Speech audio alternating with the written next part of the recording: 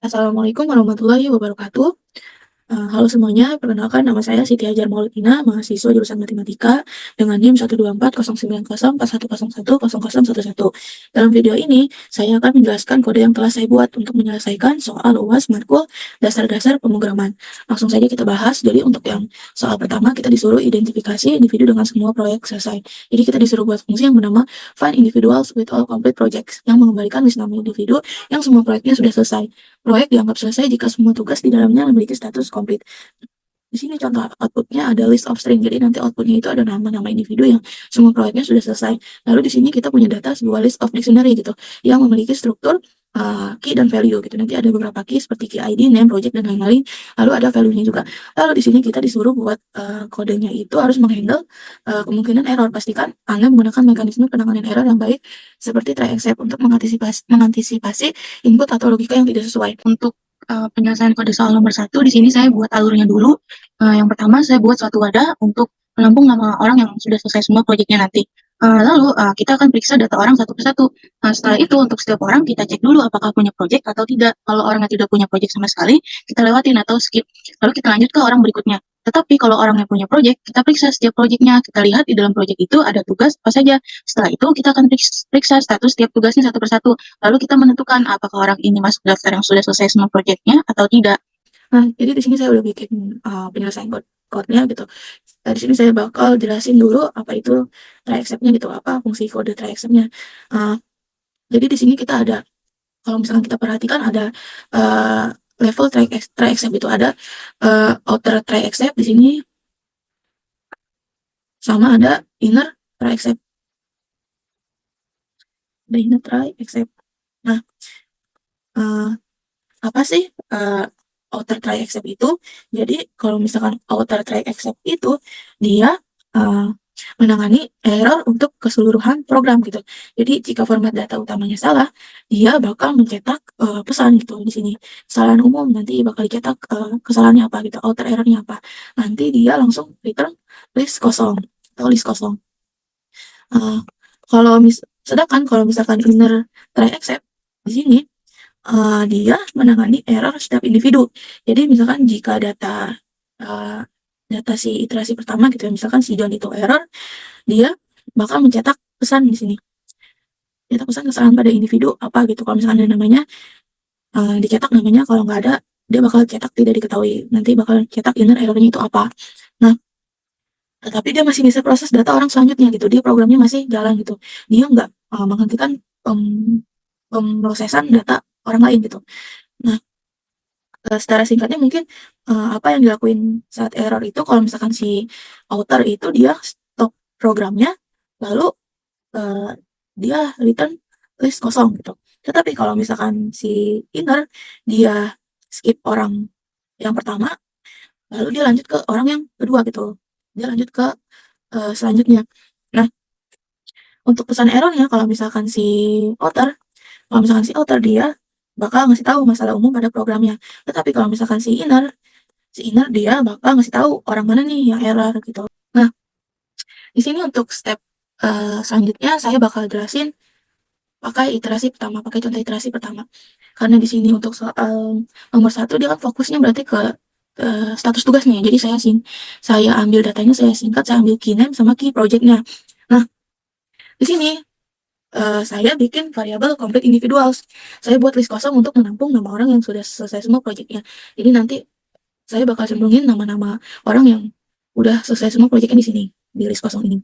Nah, step selanjutnya, di sini saya buat kode for individual in data. Jadi di sini dia loop pertama mengecek setiap orang dalam data. Karena saya ambil iterasi pertama si John, saya berarti cek si datanya si John gitu.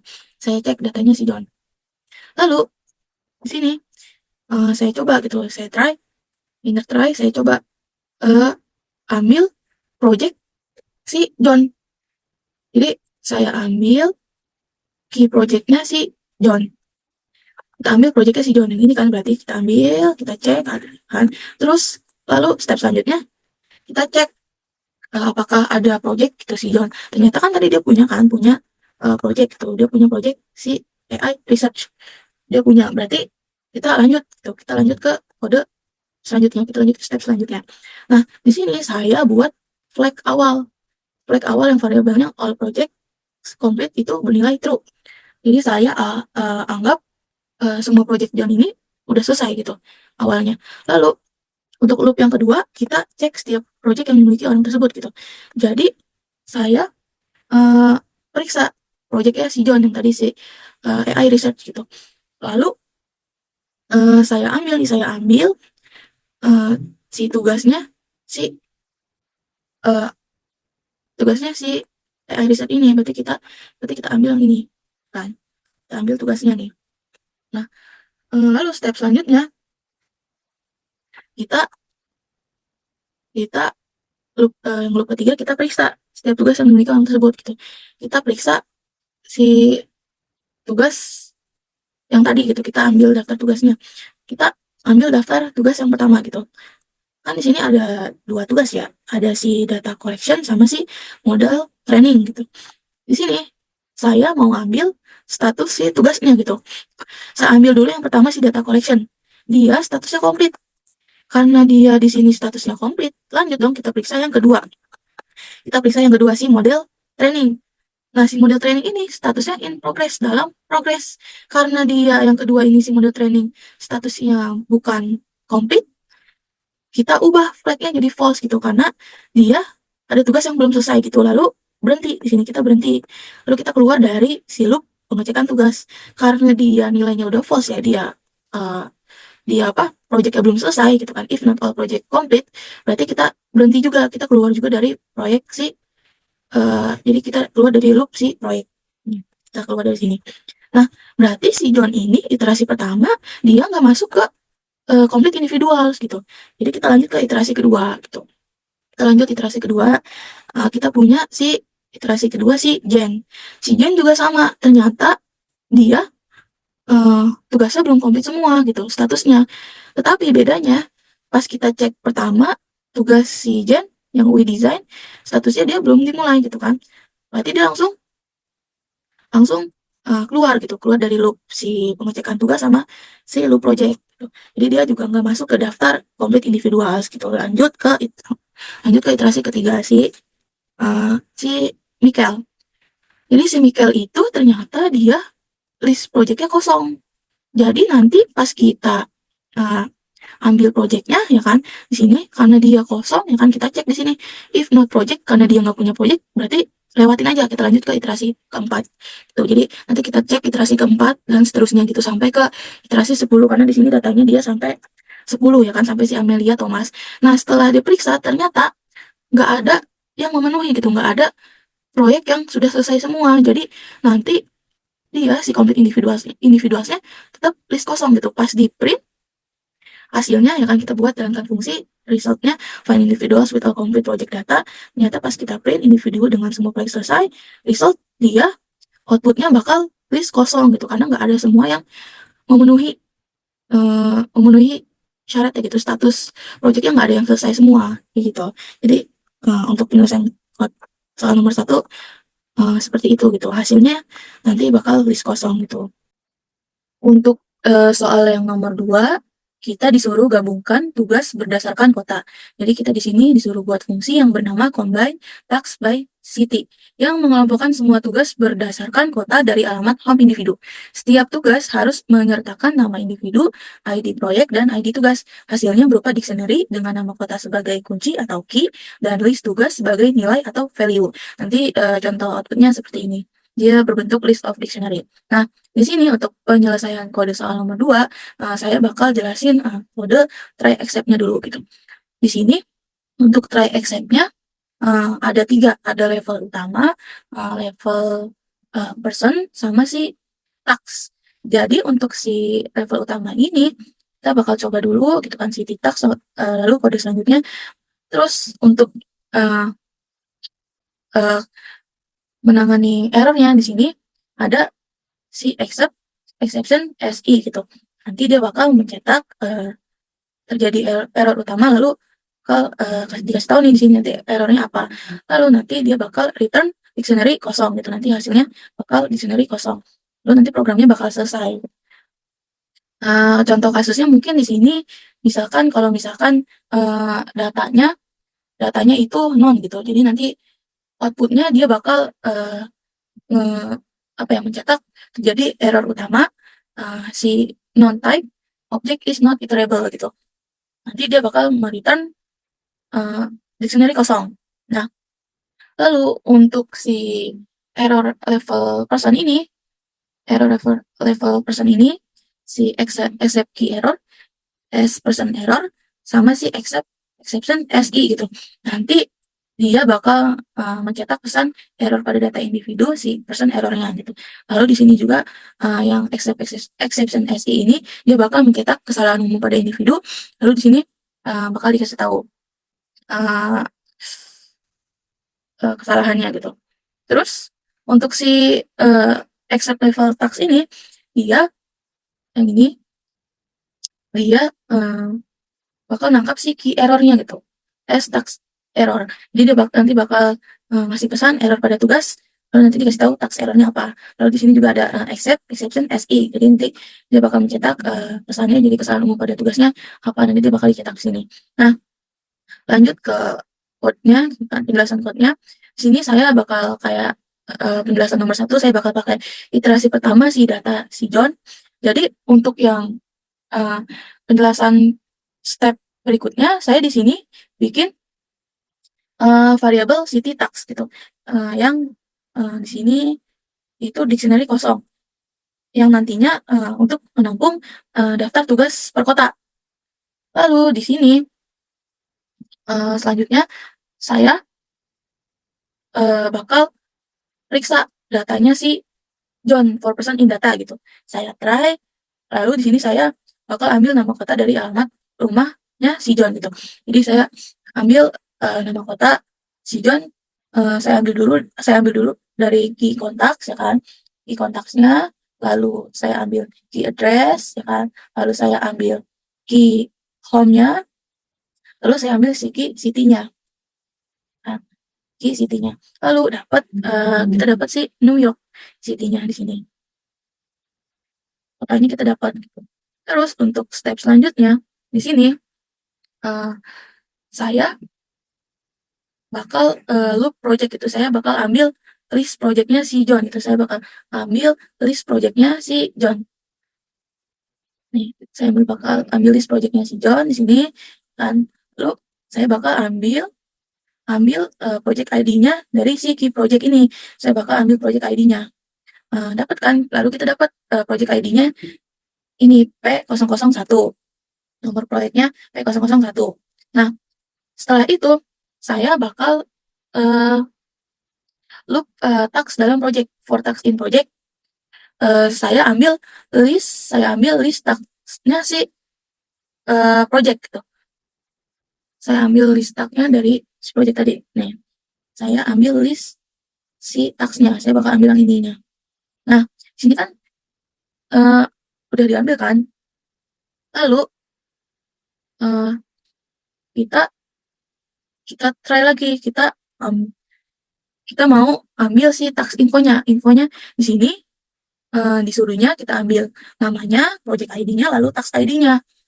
Di sini kita yang pertama ambil dulu namanya, nama si personnya. Berarti kan si John ya kan, si John, kita dapat si John. Terus project ID-nya kita ambil si project ID-nya, kita ambil, berarti kita dapat si P001 kan project ID-nya. Lalu di sini kita ambil task ID-nya gitu. Karena di sini dia tasknya ada 2, kita ambil dulu yang pertama, tugas yang pertama, si T001. Setelah itu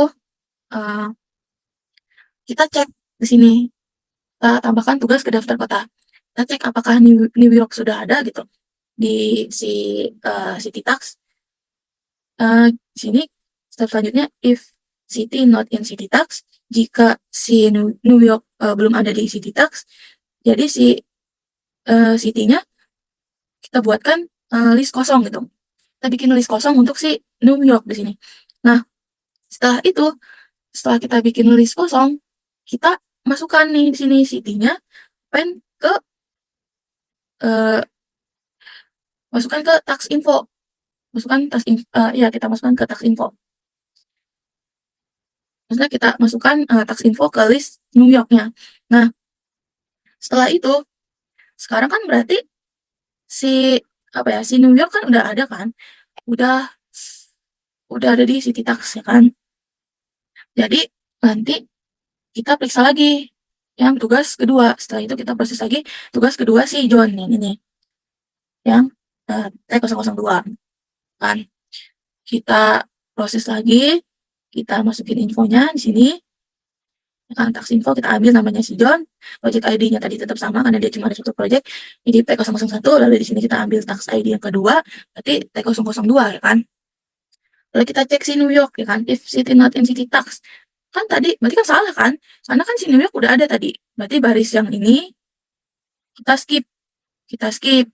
Lalu kita masukkan tax info ke listnya si New York gitu. Yang ini. Jadi kita masukkan, ya kita gabungkan si tax infonya ke si list New York. Lalu udah kan kita udah dapet nih hasilnya, kan kita print untuk iterasi yang pertama. Sini kita simpan dulu output ke variabel gitu. Outputnya kita simpan dulu combine tax by city. Lalu kita print tugas yang dikumpulkan berdasarkan kota. Output kita print, kita dapat seperti ini gitu bentuknya. Jadi bentuknya list of dictionary yang saya bilang tadi, itu key-nya sebagai New York nih, si key-nya New York. Lalu lalu sini ada tugasnya gitu, tugas-tugas yang dikumpulkan berdasarkan kotanya. Di sini kita dapatkan tadi untuk yang tax ID pertama, lalu di sini juga ada yang kedua gitu. Lalu lanjut ke iterasi yang berikutnya. Sama prosesnya juga setelah sudah semua gitu ya, sudah semua selesai diproses per iterasinya, kita dapat hasilnya seperti ini. Kita dapat sampai si outputnya si Amelia Thomas gitu.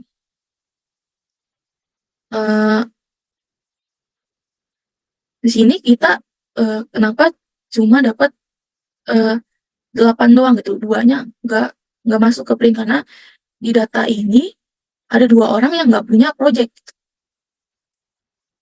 project, si Michael sama si William. Jadi dia nggak bakal ke print, tuh dia bakal dilewatin. Jadi untuk penyelesaian kode soal nomor 2 seperti ini proses kodenya, lalu outputnya bakal menjadi list of dictionary. Untuk soal yang nomor ketiga, di sini kita disuruh identifikasi kandidat pelatihan manajemen. Lalu disuruh buat fungsi yang bernama find promotion kandidat yang mengidentifikasi individu yang cocok untuk promosi berdasarkan kriteria berikut. Yang pertama di sini pengalaman kerja, experience years-nya harus kurang dari 3 tahun. Lalu di sini skor kinerjanya, performance score-nya harus di atas rata-rata skor kinerja dari semua individu. Lalu di sini gajinya atau salary-nya harus berada di kuartil bawah 25% terendah dari semua data gaji. Lalu yang keempat, sini ada individu tersebut harus bekerja di departemen yang bukan admin atau support. Nah, fungsi ini harus mengembalikan list berisi dictionary untuk setiap individu yang memenuhi kriteria dengan informasi berikut. Dia ada nama, departemen, gaji, skor kinerja, pengalaman kerja. Nah, hints di sini, Anda harus membaca file dalam bentuk pandas data frame. Lalu gunakan metode statistik untuk menghitung rata-rata skor kinerja dan kuartil bawah untuk gaji. Lalu di sini juga pastikan individu dari departemen admin dan support tidak termasuk. Contoh outputnya nanti bakal seperti ini. List of dictionary. Nah, kita langsung aja ke penyelesaian code soal nomor 3. Di sini, tentunya kita masukin soalnya dulu ya kan. Nah, kita import pandasnya itu ini. Lalu, di sini saya buat fungsi untuk menemukan kandidat promosi berdasarkan kriteria tertentu. Define promotion kandidat path. Jadi, nanti ini seperti membuat mesin pencari kandidat atau promosi. Path ini nanti berisi alamat file yang berisi data karyawan gitu. Nah, lalu kita pakai try except itu kita coba data frame pd red underscore csv path itu maksudnya kita baca data, jadi dia bakal baca file CSV-nya menggunakan pandas. Lalu di sini kita bakal menghitung rata-rata skor kinerja dan kuartil bawah gaji. Nah, untuk di sini kita cari rata-rata skor kinerja dulu gitu. Jadi maksudnya data frame performance score min itu maksudnya kita menghitung rata-rata performance skornya gitu. Rata-rata dari kolom performance skor pada dataset. Kita hitung rata-rata nilai kinerja semua karyawan. Lalu di bawahnya ada lower quartile salary, DF salary kuantil 0,25 atau 25%. Jadi di sini maksudnya kita di sini menghitung nilai kuartil dan kolom salary gitu. Kita cari juga batas gaji untuk 25% gaji terendah. Nah, lalu untuk kode berikutnya kita filter data berdasarkan kriterianya. Jadi kita cari kandidatnya berdasarkan kriterianya. Yang pertama, kandidatnya itu dia pengalamannya harus kurang dari 3 tahun. Harus kurang dari 3 tahun. Jadi dia memilih individu yang memiliki pengalaman kurang dari 3 tahun. Dan di sini ada DF performance score lebih besar dari rata-rata si skor kinerja. Jadi di sini kita memilih individu dengan skor kinerjanya di atas rata-rata seluruh karyawan gitu. Lalu di sini ada lagi gaji. Kita disuruh filter gajinya lebih kecil ya sama dengan si kuartil bawah gitu. Jadi kita di sini memilih individu dengan gaji yang berada di bawah atau sama dengan nilai kuartil pertama dari gaji gitu. Lalu di sini kita cari kandidat yang bukan dari departemen, si admin atau support gitu. Nah, untuk kode selanjutnya di sini kita memformat hasilnya sebagai list of dictionary gitu. Maksudnya dari si result candidate's name, department, salary, performance, score, experience, years itu maksudnya apa ya? Kita hanya memilih kolom-kolom yang diperintahkan saja gitu, yang tadi ada di soal, yang bakal disimpan dalam data frame si resultnya. Ini. Terus kita return result to dictionary to variant records. Jadi di sini kita mengubah data frame result jadi list of dictionary, di mana setiap dictionary-nya mewakili satu kandidat dengan kolom-kolom tersebut sebagai key-nya gitu. Lalu di sini ada handling errornya. Maksudnya di sini file not found error itu nanti dia menangkap file yang tidak ketemu gitu. Tidak bakal mencetak pesan file tidak ditemukan gitu. Pastikan file benar.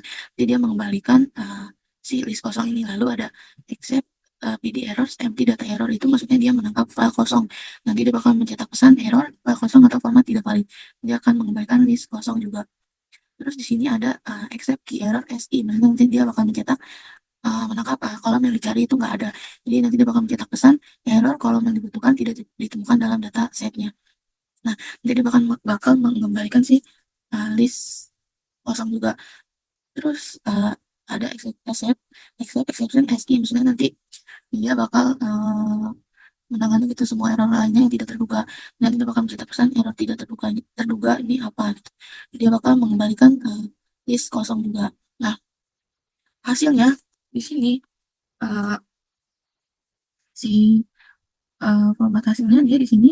Jadi nanti pas di print kandidat yang memenuhi kriteria promosi hasil kita bikin variabel hasil dulu.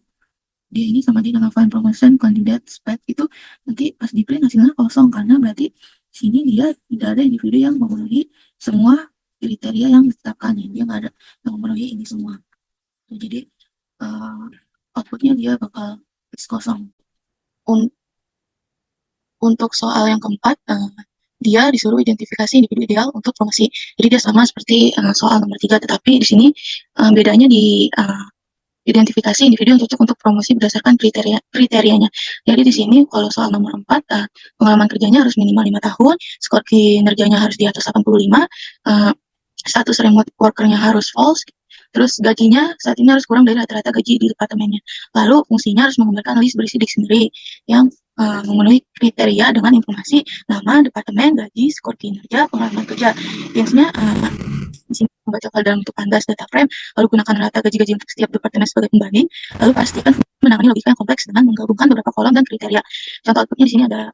Terus untuk penyelesaian soal 4, di sini saya buat fungsinya dulu, fungsi untuk menemukan kandidat promosi berdasarkan kriteria tertentu. Jadi yang saya jelaskan di nomor 3, dia seperti membuat mesin pencari kandidat promosi gitu, yang dimana si pet ini alamat file yang berisi data karyawan. Lalu karena di sini kita harus menggunakan try except, kita coba dulu. Lalu untuk step selanjutnya di sini kita harus baca file CSV-nya menggunakan pandas. Nah, untuk step selanjutnya kita harus memastikan kolom yang dibutuhkan itu ada gitu. Jadi kita buat variabel required columns, maksudnya kolom yang diperlukan itu harus ada nama, departemen, salary, experience years, performance score, sama remote worker. Nah, di sini maksudnya untuk kode yang ini dibacanya maksudnya untuk setiap elemen call in required columns, untuk elemen call di dalam required columns, dicek gitu apakah elemen itu ada di data columns. Kalau misalkan dia nggak ada gitu ya, kalau misalkan dia nggak ada, dia bakal kodenya bakal berhenti di sini. Terus dia bakal kasih pesan dataset tidak memiliki kolom yang diperlukan. Nah, untuk selanjutnya di sini kita menghitung rata-rata gaji setiap departemen. Jadi yang ini itu dia kolom yang berisi rata-rata gaji per departemen. Lalu si data group by departemen itu maksudnya dia mengumpulkan data berdasarkan kolom departemen, dan mainnya itu dia menghitung rata-rata gaji untuk setiap grup departemen. Nanti hasilnya adalah sebuah series gitu dengan nama departemennya sebagai indeks gitu, seperti IT dan lain-lain, dan rata-rata gajinya sebagai nilai. Lalu di sini kita menambahkan kolom rata-rata gaji untuk setiap departemen ke dataset. Nah, si data ini ditambahkan ke dalam data frame, lalu kolom ini berisi rata-rata gaji per departemen yang telah dihitung seperti sebelumnya. Nah, di sini fungsi map ini dia untuk mengisi kolom tersebut, di mana setiap individu akan mendapatkan rata-rata gaji dari departemen mereka masing-masing. Lalu di sini kita bakal mencari data yang berdasarkan kriteria gitu. Kita bakal menyaring datanya. Nah, di sini kriterianya data pengalaman kerjanya harus minimal 5 tahun. Lalu data performance score-nya harus di atas 85. Lalu di sini dia tidak bekerja secara remote gitu. Lalu data gajinya harus kurang, lebih kecil atau kurang jadi rata-rata di departemennya. Nah, di sini kita hasilnya kita format menjadi list of dictionary gitu. Jadi resultnya nanti setelah disaring gitu berdasarkan kriterianya, hanya kolom-kolom ini yang bakal diambil. Terus maksud dari ini dia itu bakal mengubah data frame resultnya menjadi list of dictionary, di mana setiap dictionary itu berisi data untuk satu kandidat. Lalu untuk fungsi yang ini dia mengembalikan list of dictionary yang berisi kandidat yang memenuhi kriteria. Jika nggak ada yang memenuhi, maka kandidatnya bakal berisi list kosong. Nah, untuk except di sini file not found error ini dia bakal menangkap file yang tidak ditemukan gitu. Nanti dia bakal memberikan pesan error file tidak ditemukan, periksa kembali pet file Anda. Lalu untuk yang di bawahnya dia bakal menangkap empty data error, maksudnya dia bakal menangkap file yang kosong gitu.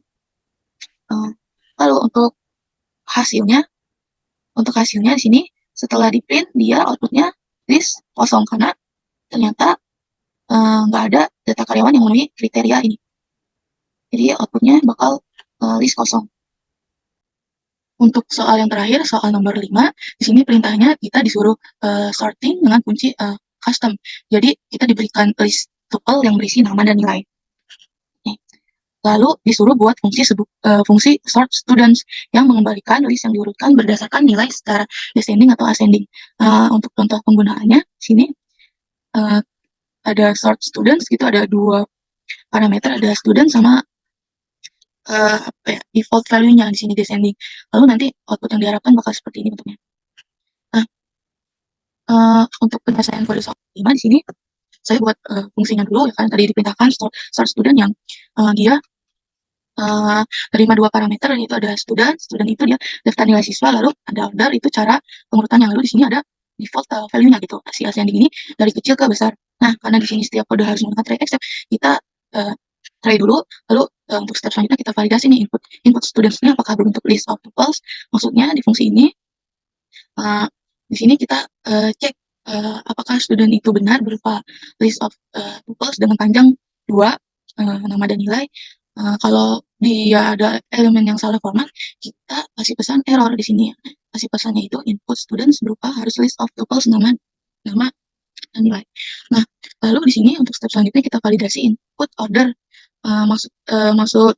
Maksudnya di sini kita cek apakah order bernilai ascending atau descending. Kalau nilainya di sini kalau nilainya bukan 2 itu kita kasih error gitu, kita kasih pesan sini parameter order harus ascending atau descending. Nah, untuk step selanjutnya kita sorting berdasarkan nilai. Jadi di sini reverse order itu kita set variabel ini true kalau urutannya descending, menurun, dan false kalau ascending. Nah, si sort ini dia fungsi bawaan Python buat ngurutin data gitu. Di sini ada key lambda, maksudnya kita harus mengurutkan berdasarkan elemen kedua di tupelnya, yaitu nilai. Nah, si reverse order ini kalau true urutannya menurun, nilai terbesar duluan, kalau false urutannya naik dari nilai terkecil duluan gitu. Nah, di sini return sort student maksudnya dia mengembalikan hasil gitu setelah data selesai diurutkan, hasilnya dikembalikan sebagai output fungsi gitu. Lalu di sini ada accept value error, maksudnya di sini kasusnya kalau misalkan inputnya nggak sesuai, misalnya format studentnya salah atau nilai ordernya nggak valid gitu, nanti dia bakal nangkep errornya dan bakal cetak pesan error, nanti value errornya bakal dikasih tahu, lalu dia bakal memberikan fungsi sebagai list kosong gitu. Nah, lalu di sini ada accept exception SI, maksudnya di sini dia bakal nangkep error yang lainnya gitu, yang nggak terduga, dia mastiin programnya nggak crash gitu. Jadi dia bakal ngirim pesan juga gitu, bakal cetak pesan juga error tidak terduga, nanti bakal dikasih tahu di sini errornya apa gitu. Lalu dia bakal memberikan fungsi si list kosong juga gitu. Nah, di sini ada contoh penggunaan gitu, atau contoh pemanggilan, maksudnya di sini ada daftar siswa yang mau kita urutkan gitu, ada pasangan nama dan nilainya. Nah, lalu di sini ada sorting descending, maksudnya kita panggil fungsi si ordernya, si descendingnya, nilai terbesar duluan, hasilnya dicetak bakal seperti ini. Hasil akhirnya bakal seperti ini. Hasil sorting descendingnya bakal seperti ini. Lalu untuk yang sorting ascending, kita panggil fungsi si order ascending ini berarti dari nilai terkecil duluan, hasilnya bakal seperti ini. Tuh. Jadi ini untuk penjelasan code soal nomor 5, prosesnya seperti ini. Lalu outputnya bakal seperti ini. Jadi dia bakal mengurutkan yang terbesar ke terkecil ke terbesar gitu. Jadi itulah penjelasan dari hasil penyelesaian kode yang saya buat. Jika ada yang kurang jelas atau terdapat kekurangan dalam penjelasan yang sudah saya jelaskan, saya mohon maaf yang sebesar-besarnya, dan saya juga ingin mengucapkan terima kasih kepada Pak Irfan selaku dosen mata kuliah dasar-dasar pemrograman atas ilmu dan bimbingannya selama 1 semester ini yang telah sangat membantu kami dalam memahami materi. Cukup sekian, saya akhiri dengan mengucapkan wassalamualaikum warahmatullahi wabarakatuh.